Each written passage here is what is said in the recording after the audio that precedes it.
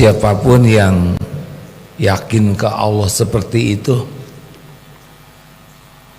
jamin akhlaknya akan bagus. Karena akhlak tergantung tingkat keyakinan. Makin yakin kepada Allah, ikut sendiri itu akhlak. Kenapa?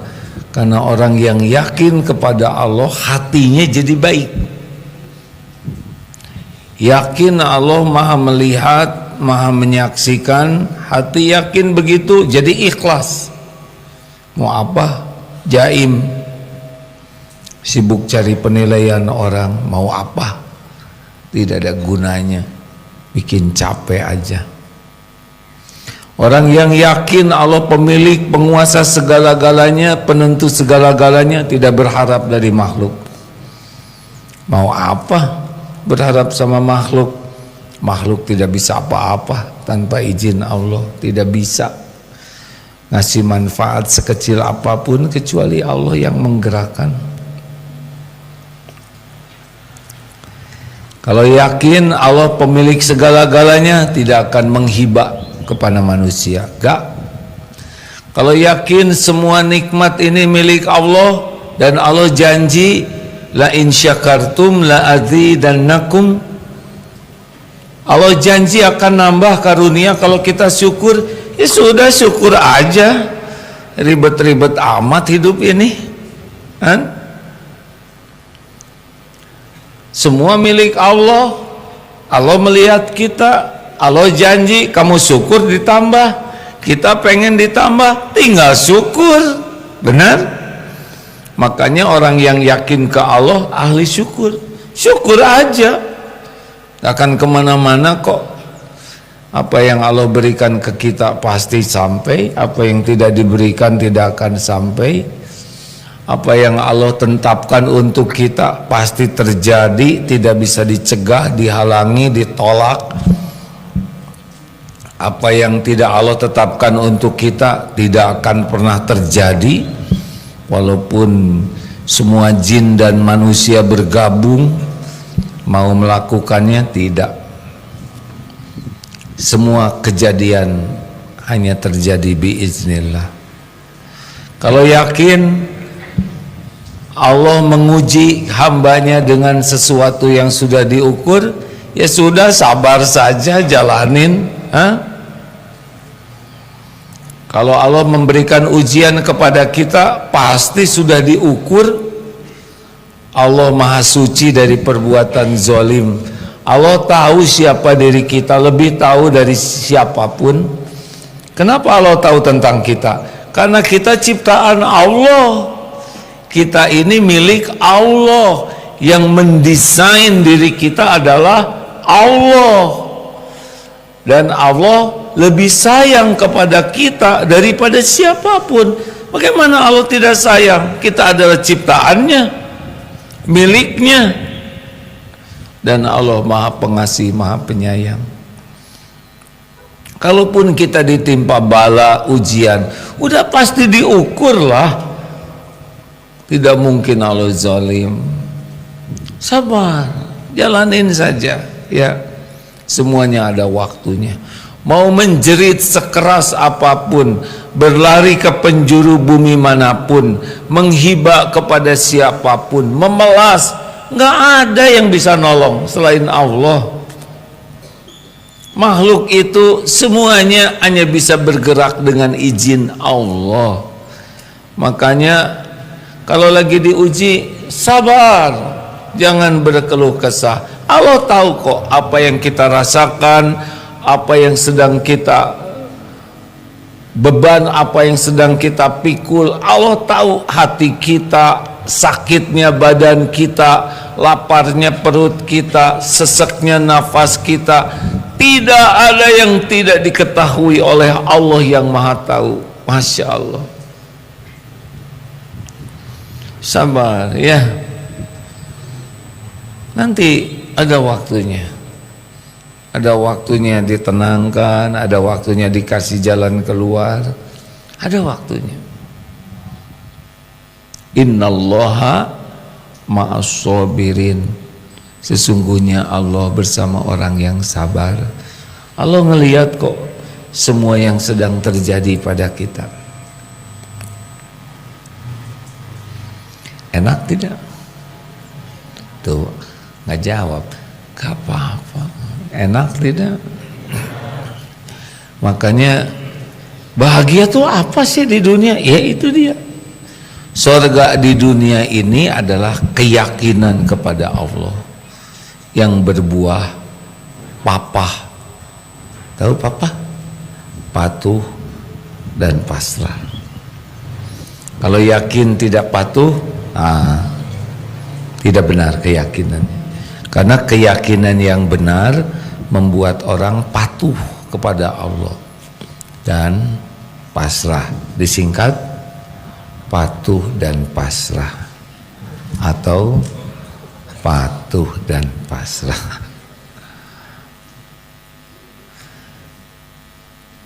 Inilah yang termahal dari ilmu agama. Sebelum Rasulullah SAW menyuruh sholat, saum, berjilbab, tidak makan, tidak minum khamar, yang diajarkan adalah keyakinan kepada Allah. 13 tahun pertama dakwah di Makkah Al-Mukarramah, terus kenalkan Allah lewat Al-Quran sampai orang yakin wa huwa ma'akum aynama kuntum wallahu bima ta'maluna basir. Dan dia Allah bersamamu dimanapun kau berada. Dan Allah maha melihat apapun yang kau kerjakan. Jadi ketika ada perintah sholat, nikmat karena menambah kedekatan dengan Allah. Begitu. Jadi kalau kita nyuruh anak-anak sholat, bagus. Tapi kalau tidak diperkenalkan Allah,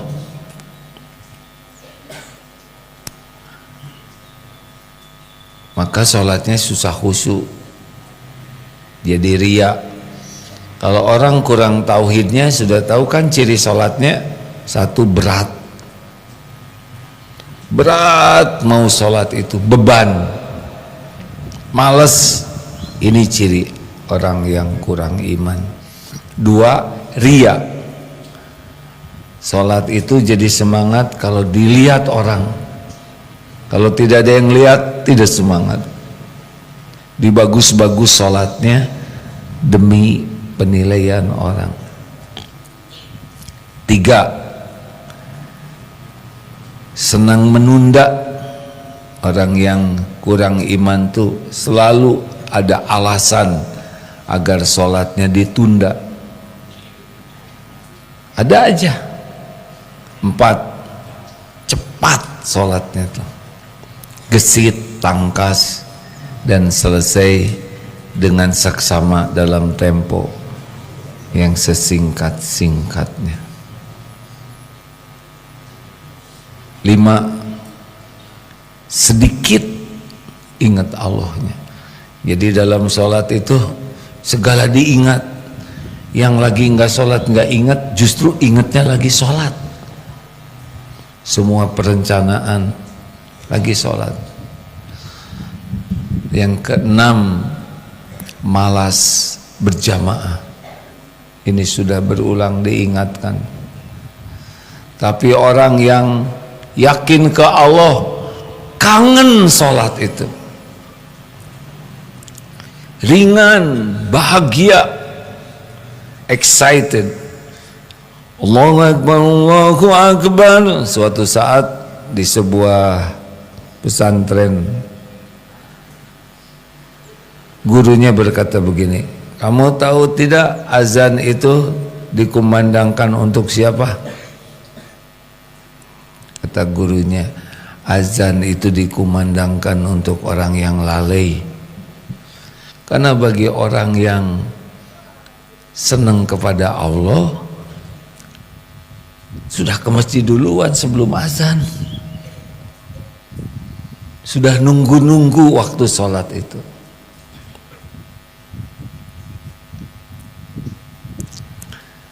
Orang yang senang kepada Allah nggak peduli orang mau lihat mau tidak, sama aja.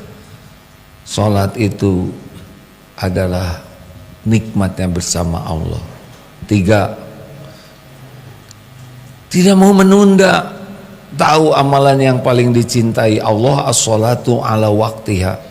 Makin yakin kepada Allah, tapi tidak juga sholat sebelum waktunya ya. Ini saya cinta banget nih sama Allah. Semuanya sesuai aturan. Oleh Allah disediakan.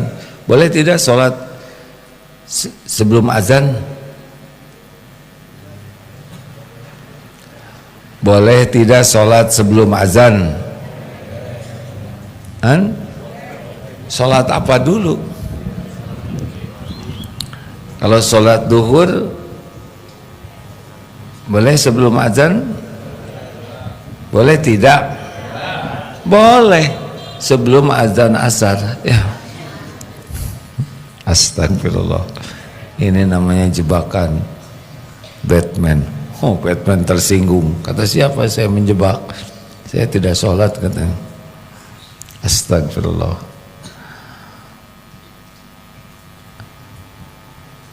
Orang yang imannya kuat betah sholat itu, terutama sujud. Karena sujud adalah saat terdekat kita dengan Allah. Orang yang jauh dari Allah pasti jauh dari sujud dan tidak betah sujudnya, seperti ayam matuk makanannya. Orang yang senang kepada Allah, sholat itu full zikrullah, kata Imam Ibnu Qayyim. Semoga Allah merahmati beliau. Kunci sholat khusyuk itu diantaranya yang utama adalah takbir. Allahu Akbar. Allah Maha Besar. Jagad semesta alam ini yang begitu dahsyat, tidak terbayangkan. Allah menguasai segala-galanya. Selain Allah, nothing, gak ada apa-apanya. Jadi ketika menyebut Allahu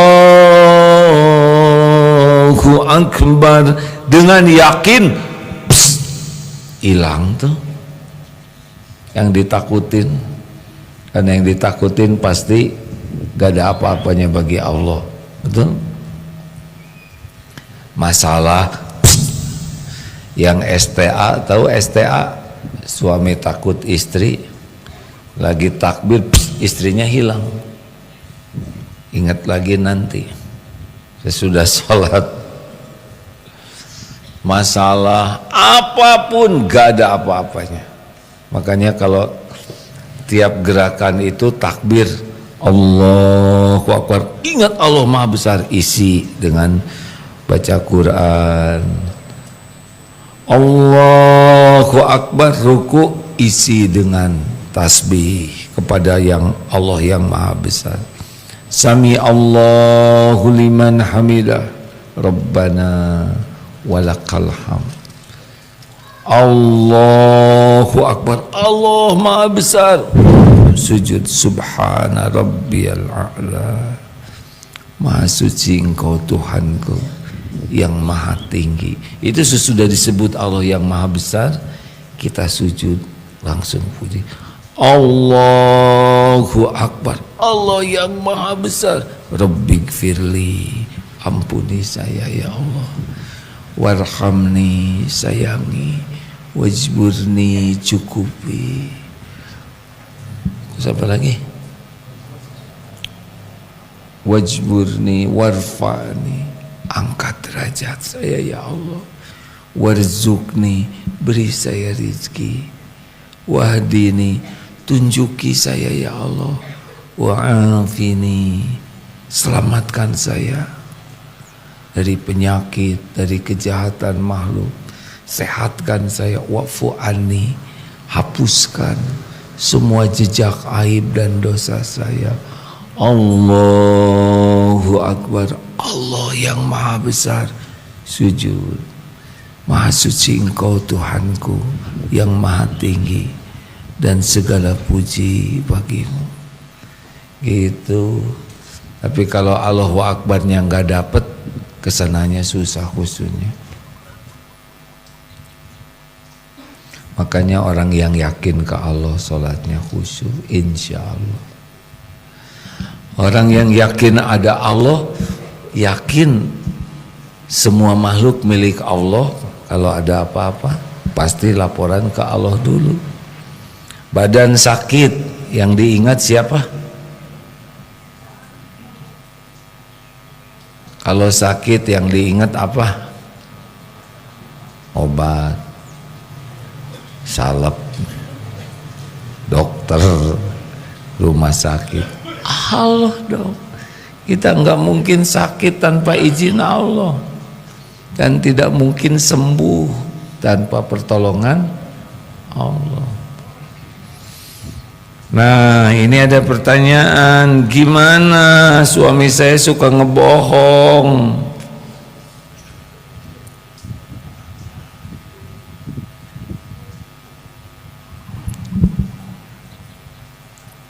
Sebentar ya. Ini cerita tentang curhat. Jangan suami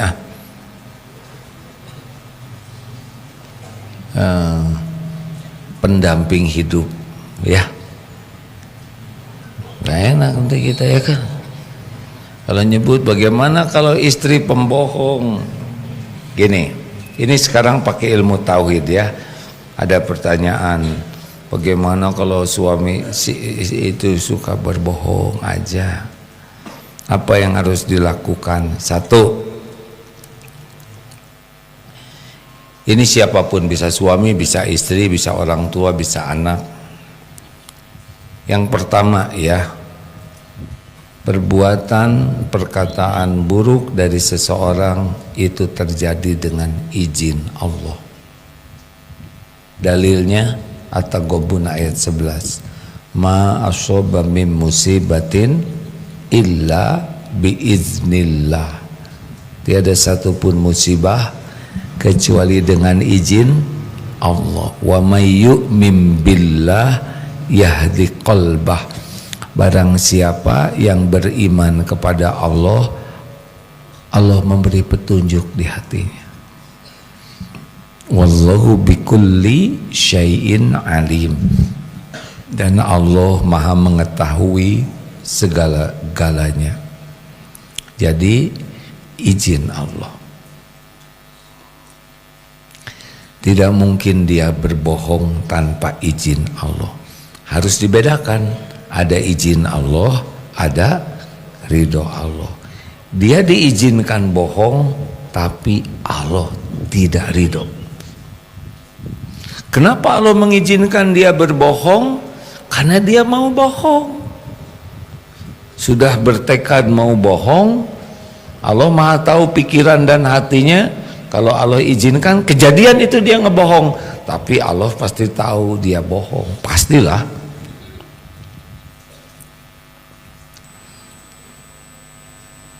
Jelas? Diizinkan bukan diridhoi, karena Allah melarang kita bohong. Jadi orang yang bohong nanti akan dapat resiko dari kebohongannya. Satu, hatinya dibuat oleh Allah gelisah, GTA, galau tiada akhir. Yang membulak-balik hati adalah Allah. Bohong, cabut ketenangan, turunkan oleh Allah penguasa langit bumi, gelisah, takut ketahuan, capek hidupnya, tertekan, sempit. Itu siksaannya, belum nanti ada yang lainnya. Kalau Allah ngebuka, pasti kebuka. Hilang wibawanya, hilang kehormatannya. Orang dibuat tidak percaya lagi kepada dia. Kalau bohong tidak bisa ditutup-tutupi, nggak bisa. Kalau Allah mau buka, buka. Kalau Allah tutupi, tutupi. Sekarang banyak kita juga bohong, masih ditutupi oleh Allah. Tapi kalau waktunya Allah membuka, kebuka. Jadi kita harus yakin ini izin Allah. Yang kedua, bagaimana kita harus ridho dengan ujian ini. Bukan ridho dengan kebohongan orang, bahwa ini lagi diuji nih kita nih dengan pendamping hidup yang ngebohong, dan kita tahu, ya Allah, ini saya terima ujian ini, dan gak diterima juga. Udah terjadi. Ingat teori Benyut, lagi jalan genteng jatuh kena jidat, tuk. Saya tidak terima. Nggak mungkin. Itu udah ada tanda terimanya. Benyut ya. Faman rodiya falahu ridho. Barang siapa yang ridho kepada takdir, Allah ridho kepadanya. Kan ini izin Allah menimpa. Kita tidak mau dibohongin, tapi udah terjadi. Ini ujian. Ya Allah, saya terima ujian ini. Kenapa Allah menguji? Bisa jadi untuk menggugurkan dosa. Karena kita juga pernah bohong dulu. Waktu SMP, Darmaji, Dahar 5 di Aku Hiji ya. Kita bohong, ke ibu bohong, ke bapak bohong, ke anak bohong. Anak-anak mau permen enggak mau? Ibu bohong, biarin, dicatat. Oh iya, enggak ada, walaupun permen kuaci. Tahu kuaci? Ibu punya kuaci, mana? Enggak ada. Ibu bohong, dicatat walaupun kuaci. Atau anak kuaci. Nggak ada yang gitu ya. Semuanya ada balasannya. Jadi jangan sibuk dengan suami pembohong, tapi ya Allah, Engkau mengingatkan saya atas kebohongan saya. Astagfirullah, ampun ya Allah. Jadi penggugur dosa. Sakit, tidaklah seorang muslim ditimpa kesedihan, kepahitan, nih ya.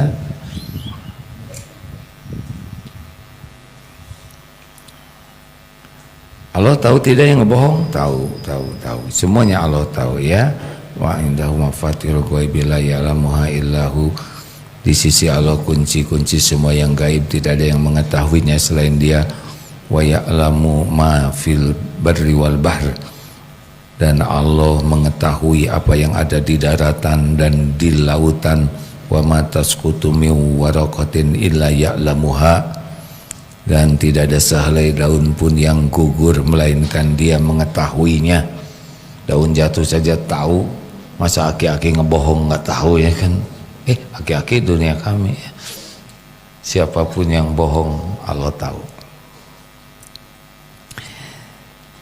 Jadi tidaklah seorang muslim ditimpa mahisu muslimam min nasobin wala wasobin, ditimpa lelah, cemas, penyakit, gundah, sedih, gangguan, kesusahan, hatta syaukati yusyakuha, hingga duri yang menusuk, illa kafarallahu biha min khotoya, kecuali Allah menggugurkan dosa-dosanya. Sedih. Tuh saya sedih sebagai seorang istri dibohongin, pilu. Nah, sedih ini penggugur dosa. Jadi ada dosa yang tidak bisa gugur kecuali dengan disakitin. Kita tobat, pedihnya ini juga penggugur dosa. Apalagi hikmahnya, nah, ada kalanya kita mau naik derajat nih, sang istri ini mau naik derajatnya, tapi ibadahnya enggak cukup, sholatnya kurang khusyuk, sedekahnya juga tak seberapa, ngajinya belum banyak, tapi Allah akan mengangkat Nah ini pengangkatnya, karena pahala sabarnya bisa mengangkat derajat. Apalagi, nah yang kelima, siapa tahu kejadian ini dirancang Allah bisa membuat berubah. Istri jadi evaluasi diri, jadi tahajud, jadi jaga lisan, jadi tidak pernah bohong, jadi sibuk berzikir. Berubah gara-gara suami ngebohong. Tapi jangan nunggu dibohongin dulu baru berubah ya. Tapi kalau ada yang tidak enak, ini biasanya jadi jalan perubahan. Banyak orang yang jadi baik gara-gara ditimpa kepahitan.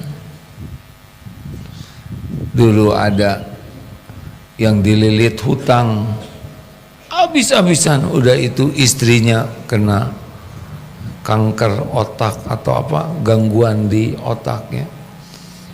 Suaminya tuh benar-benar jadi ahli masjid, merintih ke Allah. Justru musibah itu yang menjadi kebaikan. Halo.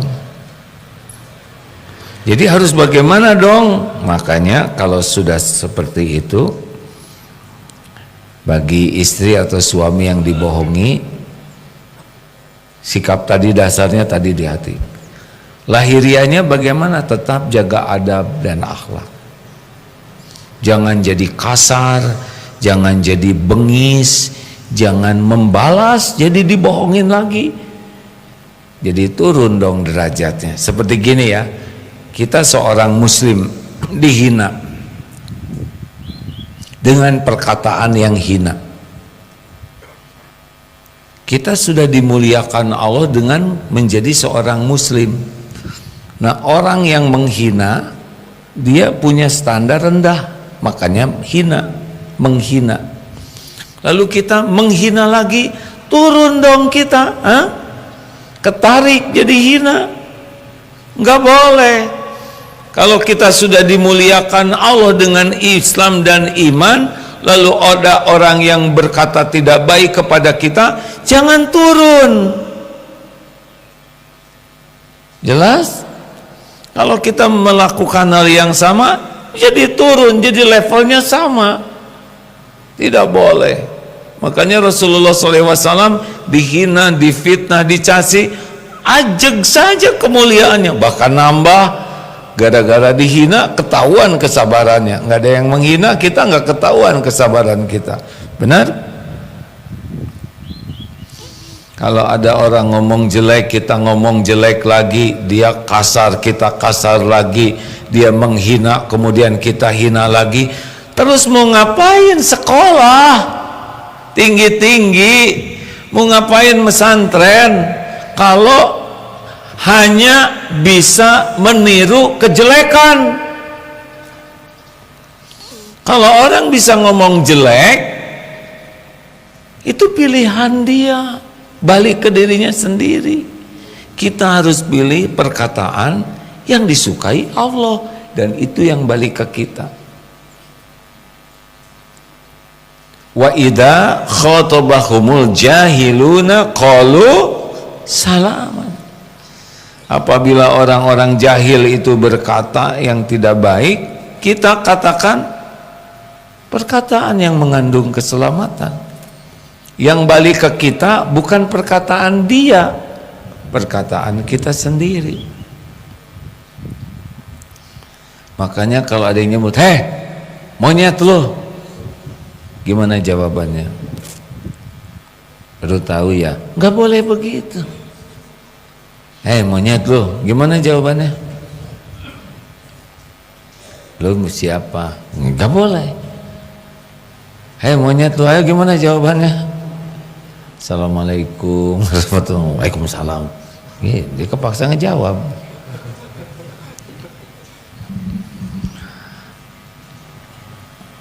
Nah, tetap jaga adab, jaga akhlak. Kemudian ini jengkel nih, tetap sikapi dengan baik, kata-katanya tetap sopan, jangan ngebanting pintu karena engselnya udah rusak, nanti ketimpa. Nah, di sini nih hebatnya, itu ngasih kebohongan, kita tetap ngasih kemuliaan. Dua, doa, karena kita tidak bisa menguatkan diri dan mengubah orang lain selain Allah. Gimana doanya? Yang semalam ini ada satu doa dalam Al-A'raf ayat 126. Rabbana afrigh alaina sabran. Ini pendek nih, suka doa ini, cuman nggak hafal. Rabbana afrigh alaina sabran wa tawaffana muslimin. Ya Allah, ya Rabb, wahai Tuhan kami. Rabbana itu Tuhan kami, kalau Rabbi Tuhanku, ya. Afrigh alaina sabran, limpahkan kepada kami kesabaran, wa tawaffana, dan wafatkan kami dalam keadaan berserah diri sebagai Islam. Ada lagi, Allahumma alif baina qulubina. Ini supaya tetap dipersatukan hatinya. Ingat, yang bisa membulak-balik hati suami yang bohong itu, ya, adalah Allah.